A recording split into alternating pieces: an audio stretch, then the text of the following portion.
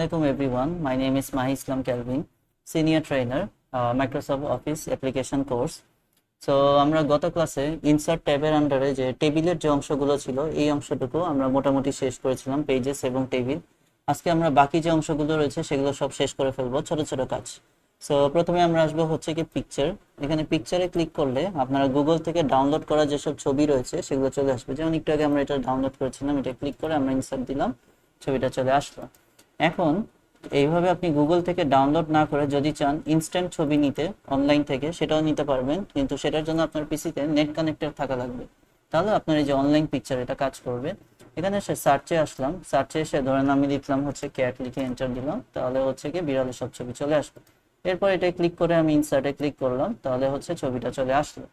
এখন ছবি ছোট বড় করার জন্য এই যে ছবির সাইডে যে অ্যাডজাস্টিং পয়েন্ট গুলো রয়েছে, এখানে মাউসের লেফট ক্লিক ধরে আমি এটাকে একদম ছোট লোগো সাইজের মতো করে ফেলতে পারবো। আচ্ছা, এখন ছবিকে রোটেট করাতে পারবেন, এই যে উপরে যে ইয়েলো কালার গোল চিহ্ন, এখানে মাউসের লেফট ক্লিক ধরে এটাকে ঘোরাতে পারবেন। ওকে, আবার যদি চান কন্ট্রোল জেড দিয়ে নর্মাল করে ফেলতে পারবেন। ওকে, এখন আমি ছবিটাকে উপরে নিয়ে যাচ্ছি, এখান থেকে কাট করে একদম আমার লেখার শুরুতে নিয়ে চলে আসতেছি। ঠিক আছে, কারণ আমি ছবিটাকে এখন চাচ্ছি লেখার মাঝখানে বসাবো কিভাবে সেটা দেখাতে। তো ধরেন আমি এই যে এখানে বসাবো, ঠিক আছে, ফার্স্ট প্যারায় বসাবো, এখানে এনে আমি জাস্ট পেস্ট করে দিলাম ছবিটা। এখন ছবিটা দেখেন ঠিক মতো বসেনি, লেখার মাঝখানে বসছে, লেখাটাকে নষ্ট করে দিয়েছে। তো ছবিতে ক্লিক করলে এই যে ফরম্যাট নামে অপশনটা আসবে, এখান থেকে আমি হচ্ছে গিয়ে ছবি ফ্রেম দিতে পারবো। আমি একটু সুন্দর ফ্রেম দিয়ে দিলাম। ফ্রেমের আউটলাইন কালার করার জন্য এখান থেকে আমরা ফ্রেমের আউটলাইন কালার করতে পারবো। তো আমি এখান থেকে যে কোনো একটা আউটলাইন কালার দিয়ে দিলাম। পিকচার ইফেক্টের জন্য এখানে বিভিন্ন শ্যাডো ইফেক্ট আছে, একটা ইফেক্ট দিয়ে দিলাম। এখন ছবিটার লেখার মাঝখানে বসানোর জন্য সবচেয়ে ইম্পর্টেন্ট যেটা, সেটা হচ্ছে র্যাপ টেক্সট। র্যাপ টেক্সটের অনেক ব্যবহার রয়েছে, আমি দুটো ব্যবহার দেখাচ্ছি। যেমন স্কোয়ার, স্কোয়ারে ক্লিক করলে দেখেন এখন ছবিটা সুন্দর চারিদিকে পজিশন নিয়ে বসেছে, আগে কিন্তু বেকআপ হয়ে বসেছিল।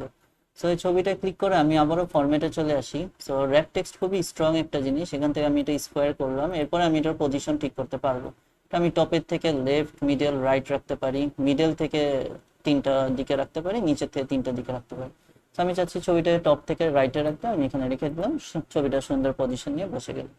তাতে আমরা আরেকটা কাজ করতে পারি, ফরম্যাটে এসে র্যাপ টেক্সট থেকে আমরা এটা করে দিতে পারি বিহাইন্ড টেক্সট।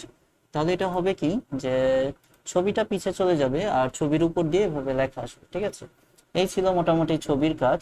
এরপরে আমরা যে জিনিসটা শিখবো সেটা হচ্ছে গিয়ে আমাদের অনেক সময় বিভিন্ন প্রকার শ্রেণী বিন্যাস দেখাতে হয়। সো সেগুলো আমরা একটা বিভিন্ন শেপস বা বক্স তৈরি করে, যেমন স্মার্ট আর্ট আপনারা ইউজ করতে পারেন। এখানে রেডিমেড প্রকারভেদ শ্রেণী বিন্যাসের জন্য বক্স রেডি করে দেওয়া রয়েছে, সেগুলো আপনি ইউজ করে এগুলোর ভিতর পয়েন্ট লিখতে পারেন। ধরেন আমি এগুলো পিরামিড, এগুলো আমি নিলাম।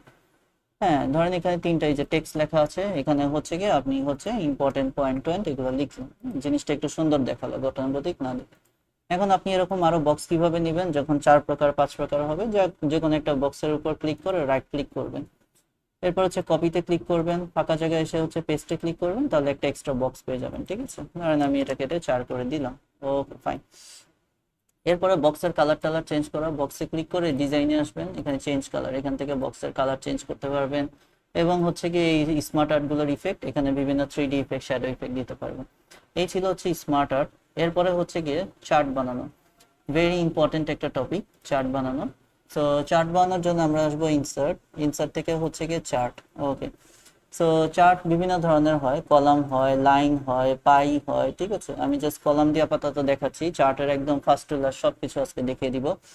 সো আমি এটা দিয়ে জাস্ট ওকে দিয়ে দিলাম, তাহলে চার্ট আসবে, আর চার্টের সাথে হচ্ছে গিয়ে একটা এক্সেল ফাইল চলে আসবে। ঠিক আছে, এই এক্সেল ফাইলে আমি যে ডেটা দিব সেই অনুযায়ী চার্টটা তৈরি হবে। তো বাদিকে লিখতে হবে, ধরেন আমি সময় গুলা এই ক্যাটাগরি বরাবর, আর সিরিজে লিখতে হবে হেডিং গুলা যে বিষয়ে চার্ট বানাচ্ছি। তো ধরেন আমি দ্রব্যমূল্যের উপর চার্ট বানাবো, ঠিক আছে, লাস্ট 4 বছরে। তো আমি 2021 থেকে শুরু করি, এখানে লিখলাম 2021, 2022, 2023, 2024। আর এখানে লিখলাম প্রোডাক্টের নামগুলা। প্রথমে লিখলাম ধরেন হচ্ছে গিয়ে রাইস, তারপরে লিখলাম ধরেন হচ্ছে গিয়ে পটেটো, তারপরে লিখলাম হচ্ছে গিয়ে ধরেন অনিয়ন। ঠিক আছে, ওকে। এরপরে হচ্ছে আমি দামগুলো জাস্ট বসিয়ে দিই। ঠিক আছে, রাইসের দাম যেহেতু বেড়েছে 50, 60, 70, 80।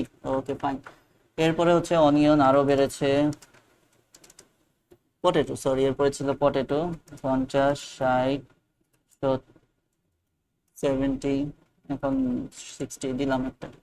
ওকে, অনিয়ন তো অনেক বাড়তি দাম, তো আমি দামগুলো দিয়ে দিচ্ছি। Okay fine. এভাবে আমার লেখা শেষ হয়ে গেলে আমি ক্রস দিয়ে দিব, চার্ট তৈরি হয়ে যাবে। নিচে সালগুলো শো করবে আর কোন কালারের মধ্যে কোন প্রোডাক্টটা বসানো হয়েছে সেটা এখানে শো করবে। চার্ট টাইটেল এই বক্সে ক্লিক করে খুবই কেয়ারফুলি ধীরে সুস্থে চার্ট টাইটেল কথাটা কেটে এখানে হচ্ছে কি আমার চার্টের যে নাম সেই নামটা এখানে সিলেক্ট করে দিতে হবে। তো আমি হচ্ছে কি এখানে লিখে দিই। আচ্ছা, তো এটা যেহেতু প্রোডাক্ট প্রাইস চার্ট, আমি ওইটাই লিখে দিচ্ছি, product price chart last 4 years। আচ্ছা, লাস্ট 4 বছরের জন্য আমরা একটা প্রোডাক্ট প্রাইস চার্ট বানালাম। এখন চাইলে এই যে চার্টের যে দাগগুলো রয়েছে এগুলোর উপর যদি চান মানগুলো বসাতে, যে এটার দাম এই দাগটা মানে কত টাকা, ঠিক আছে, তো যে কালারটা সেটার উপর রাইট ক্লিক করে আপনারা অ্যাড ডেটা লেভেল এটাই ক্লিক করবেন, তাহলে দামগুলো বসে যাবে। একইভাবে অরেঞ্জটার উপর রাইট ক্লিক করে অ্যাড ডেটা লেভেলে ক্লিক করবেন, বসে যাবে।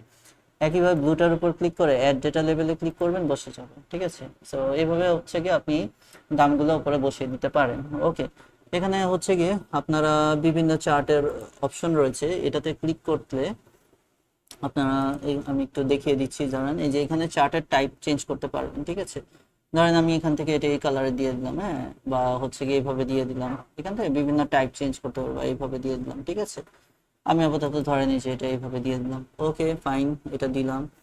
এরপরে হচ্ছে এখান থেকে অ্যাড ডেটা লেভেল দিয়েছি, গ্রিড লাইন, এই যে ট্রেন্ড লাইন। ট্রেন্ড লাইন মানে আমার হচ্ছে গিয়ে দাম মানে লাস্ট 4 বছর ধরে আমি এই চারটা থেকে একটা অ্যানালাইসিস নেওয়া হচ্ছে।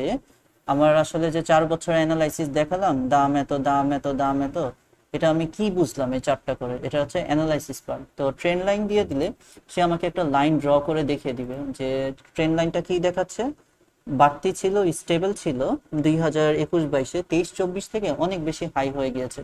তাহলে ট্রেন লাইনটা নির্দেশ করে যে আমার এই চার্টটা কি ঊর্ধ্বমুখী যাচ্ছে দামটা নাকি নিম্নমুখী যাচ্ছে। হ্যাঁ, অ্যানালিটিক্যাল পার্ট অ্যানালাইসিস করতে সহযোগিতা করে।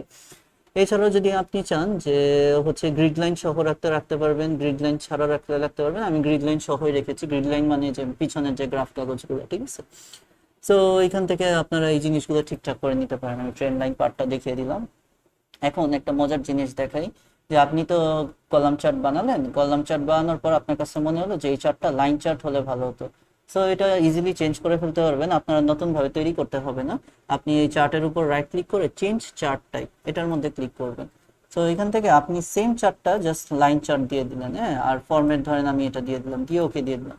Same background, same trend line, এই যে ট্রেন্ড লাইন আছে, ব্যাকগ্রাউন্ড আছে, সবকিছুর আন্ডারে এটা আপনার লাইন চার্ট হয়ে গেল। ঠিক আছে, আবার আপনি চাইলে এটাকে পাইতেও কনভার্ট করতে পারেন। যেহেতু এটা একাধিক প্রোডাক্ট নিয়ে আমি এটা আমার কাছে মনে হচ্ছে কলাম চার্টই সুন্দর লাগছে, সো আমি আবার ব্যাক টু কলাম চার্টে চলে আসলাম। এই ছিল হচ্ছে গিয়ে আপনার ইনসার্ট ট্যাবের আন্ডারে এই যে যে এই অংশগুলো রয়েছে, ইলাস্ট্রেশনের আন্ডারে আমরা যে জিনিসগুলো ছিল, picture, online picture, smart art, chart, এই জিনিসগুলো। এখানে একটা ছোট্ট জিনিস রয়েছে শেপস, সেটাও দেখিয়ে দিই।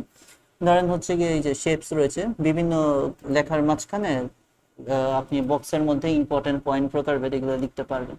ধরেন আমি এই যে একটা শেপস ড্র করলাম শেপে ক্লিক করে। ঠিক আছে, এখন ঝামেলাটা হচ্ছে যদি আপনি এইভাবে নর্মালি ড্র করেন, আপনি সার্কেলটা সুন্দরভাবে ড্র করতে পারবেন না, অন্যান্য জিনিসগুলো হয়ে যাবে। ধরেন আমি শেপস থেকে একটা সার্কেল নিলাম, এখন যদি এই অবস্থায় মাউসের লেফট ক্লিক করে সার্কেলটা আর্ট করি, খুবই বাজে হয়েছে।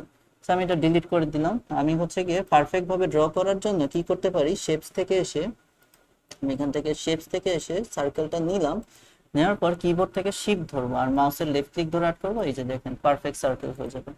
এখন শেপস এর ভিতর আপনি চাইলে লিখতে পারেন, এখানে রাইট ক্লিক করে অ্যাড টেক্সট বা এডিট টেক্সট দিয়ে এটার মধ্যে ইম্পর্টেন্ট পয়েন্ট প্রকারভেদ এগুলো লিখতে পারবেন। ঠিক আছে, আচ্ছা, এছাড়াও আপনি যে কাজটা করতে পারবেন, আমি আরেকটা শেপ নিয়ে দেখিয়ে দিই। ইনসার্ট, ইনসার্ট থেকে শেপস, আরেকটা আমরা জাস্ট শেপস নিয়ে নিই।